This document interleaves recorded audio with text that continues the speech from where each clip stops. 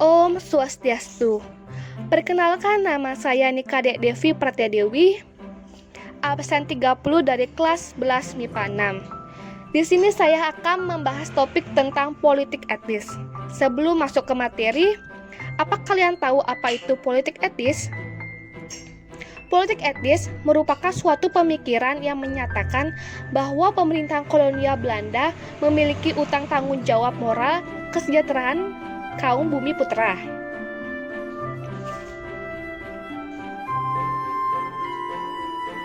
Pertanyaan pertama, apa yang dimaksud dengan politik etis di Indonesia? Politik etis dipelopori oleh dua orang politikus yang berasal dari Belanda, yakni Pieter Boschhoff dan Van Deventer. Pemikiran kedua politikus tersebut membuka mata pemerintahan kolonial Belanda untuk lebih memperhatikan nasib wilayah jajahannya. Pertama, perihal adanya sistem tanam paksa yang mewajibkan rakyat dan memiliki lahan kala itu untuk menanam tanaman yang sesuai dengan permintaan Belanda. Sistem tersebut menyebabkan penderitaan tersendiri bagi rakyat Indonesia kala itu. Sistem itu merupakan gagasan dari Van der Bosch yang diangkat menjadi gubernur jenderal yang baru di Hindia Belanda pada tahun 1830. Setelah Van der Bosch sampai di Jawa, ia segera merencanakan program kulturstelsel atau tanam paksa. Sayangnya, ketentuan dalam kulturstelsel tidak dijadikan dengan semestinya. Hal tersebut menyebabkan rakyat mengalami kesulitan dalam memenuhi kebutuhan ekonominya, sehingga menyebabkan penderitaan yang lebih berat bagi rakyat.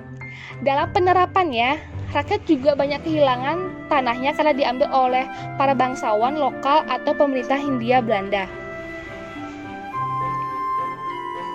Kedua tokoh tersebut menganjurkan kepada pemerintahan kolonial Belanda untuk melakukan politik etis atau politik balas budi.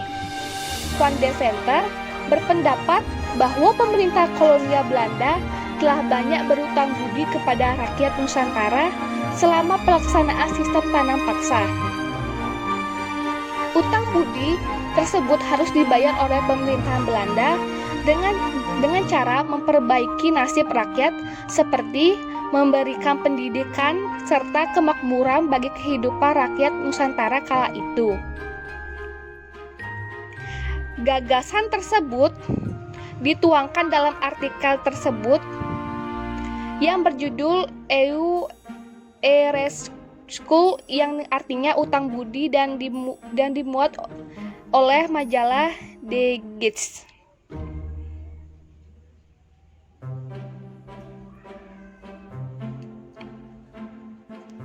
Pertanyaan kedua, mengapa politik etis diterapkan di Indonesia? Pemerintah Hindia Belanda melaksanakan kebijakan politik etis karena adanya desakan dari para politikus di Belanda, terutama dari kelompok liberal, dan sebagai upaya balas budi pemerintahan Belanda kepada masyarakat Indonesia yang telah memberikan keuntungan besar bagi Belanda, namun menderita akibat sistem tanam paksa. Politik etis adalah kebijakan Belanda yang dilakukan sebagai dampak dari sistem tanam paksa dan desakan kelompok liberal di Belanda pada akhir abad ke-19.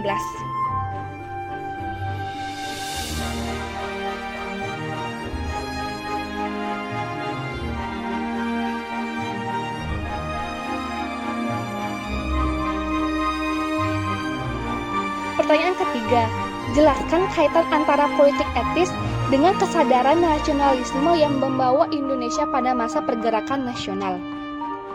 Hubungan adalah dengan dilaksanakan politik etis di Indonesia menyebabkan munculnya golongan terpelajar yang menerima pendidikan modern yang kemudian memimpin pergerakan kemerdekaan Indonesia. Para tokoh seperti H.O.S. Cokroaminoto, Cipto Mangunkusumo, dan I.R. Soekarno ini mendapatkan pendidikan modern hasil politik etis dan menggunakan untuk memimpin perjuangan yang berupaya memerdekakan Indonesia. Politik etis dipusatkan membangun irigasi dan menyelenggarakan emigrasi dan memberikan sebuah pendidikan bagi bangsa Indonesia. Politik etis menuntut bangsa Indonesia ke arah kemajuan, namun tetap bernaungan di bawah penjajahan Belanda. Awal mula dilaksanakan dengan penuh tanggung jawab bahwa Belanda memperhatikan pribumi dan membantu Indonesia dalam masa kesulitan. Meskipun pada kenyataan kebijakan-kebijakan etis tidak serta pendapatan masyarakat Indonesia, namun mampu mengubah kehidupan bangsa di mana sistem irigasi ada di mana-mana, masyarakat mengenal sistem pertanian dan perkebunan modern, emigrasi atau transmigrasi di mana masyarakat dikirim keluar dari Pulau Jawa, masyarakat Indonesia menjadi dikenal satu sama lain dan membangun hubungan yang baik. Dampak politik etis yang sangat menonjol adalah program edukasi atau pendidikan. Adanya pendidikan bagi bangsa Indonesia akhirnya dapat mengubah pemikiran bangsa Indonesia untuk berpikir lebih maju dan bagaimana memperjuangkan suatu kemerdekaan bangsa tanpa jalan perang seperti di masa silam. Keuntungan di bidang pendidikan yaitu banyak melahirkan tokoh cendekiawan lokal yang cerdas dan memiliki pemikiran yang serta dengan bangsa barat lainnya. Sekian dari jawaban saya, mohon maaf jika ada kesalahan kata, mohon dimaafkan. Saya tutup dengan para mesanti. Om Santi Santi Santi Om Om.